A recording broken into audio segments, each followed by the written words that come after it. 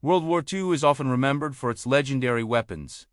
The Spitfire, the Tiger tank, the M1 Garand. These were game changers that defined battlefields. But for every masterpiece of military engineering, there was a dud, a lemon, a weapon so bad it was often more dangerous to its own users than to the enemy. Today, we're diving into the scrapyard of history to uncover the 10 worst weapons of World War II. Let's kick things off with a real death trap. Japan's Type 94T. Imagine going into battle in a vehicle whose armor is so thin, it can be pierced by regular rifle bullets. That was the reality for the crew of the Type 94.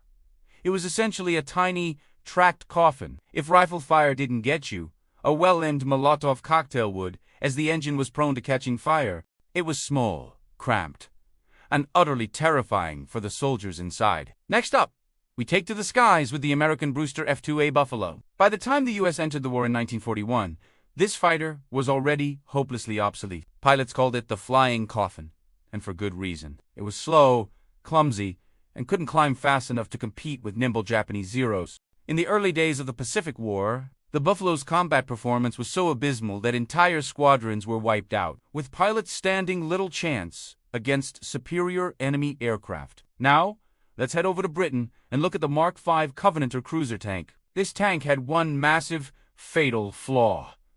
Its engine cooling system was a complete disaster. It was designed so poorly that the engine would constantly overheat, making the tank completely unreliable. In fact, it was so bad that despite thousands being built, the Covenanter never saw a single day of combat. It was relegated to training roles in the UK, a colossal waste of precious industrial capacity during wartime. Staying with the theme of being outdated, let's talk about the American Douglas B-18 Bolo bomber. This aircraft was based on a 1930s commercial airliner, and by 1941, it was woefully outclassed. It was slow, carried a small bomb load, and had very weak defensive armament. When the attack on Pearl Harbor happened, hundreds of these bombers were destroyed on the ground because they were simply sitting ducks. Later, some were converted for anti-submarine patrol, but even then, their crews were in constant danger due to the plane's vulnerabilities. Back on the ground, we have one of the most awkwardly designed tanks of the war, the American M3 Lee, or the Grant, as the British called it. Its biggest problem was the placement of its main gun. Instead of being in a fully rotating turret, the powerful 75mm cannon was stuck in the hull on the side. This meant the entire tank had to turn to aim the main gun, making it a huge, easy target. It was tall, had a high silhouette, and was notorious for being a death trap. The Germans nicknamed it a coffin for 7 brothers, referring to its large crew and poor survivability. Let's return to the British with the Matilda I infantry tank. This tank actually had one good feature. Its armor was incredibly thick for the time, making it nearly immune to early German anti-tank guns. But here's the fatal flaw. Its only armament was a single machine gun. That's right, a tank with no cannon. Against other tanks, it was utterly useless. It could withstand a lot of punishment, but it couldn't dish any out, making it ineffective in the fast-moving battles of 1940. Now, for a German entry, the Messerschmitt Bf-110 heavy fighter. On paper, it seemed like a great idea. A lone twin-engine fighter, armed with heavy cannons to escort bombers deep into enemy territory. In reality, it was a failure. The Bf-180-10 was much less maneuverable and slower than single-engine fighters like the Spitfire and Hurricane. During the Battle of Britain, instead of protecting the bombers, the Bf-110s actually needed their own fighter escorts to protect them. The losses were staggering, and the plane's reputation never recovered. Let's turn to the seas with the British battlecruiser, HMS Repulse. By 1941, this ship was a relic of a bygone era. It was fast, but its armor was dangerously thin, a compromise from its World War I design. Crucially, its anti-aircraft defenses were woefully inadequate for the new age of air power.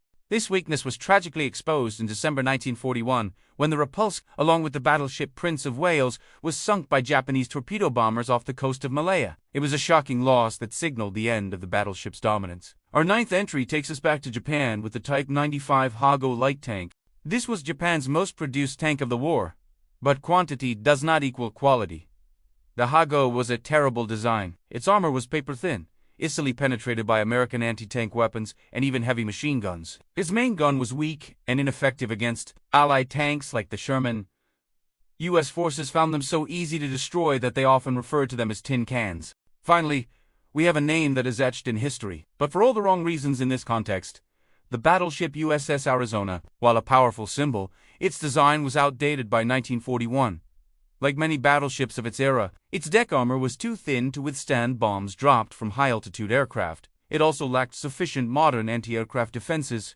During the attack on Pearl Harbor, a single Japanese armor-piercing bomb penetrated its deck, detonating the forward ammunition magazine. The catastrophic explosion destroyed the ship in minutes, leading to the loss of over 1,100 crewmen. It was a tragic lesson in the vulnerability of old designs in a new kind of war. From tanks that couldn't fight to planes that couldn't fly, these weapons serve as a stark reminder that in the desperate race of wartime innovation, not every idea is a winner. In fact, some were downright deadly failures. What do you think is the worst weapon on this list? Let me know in the comments below. Thanks for watching, and if you enjoyed this trip through military missteps, be sure to like, subscribe, and hit that notification bell for more history content. See you next time!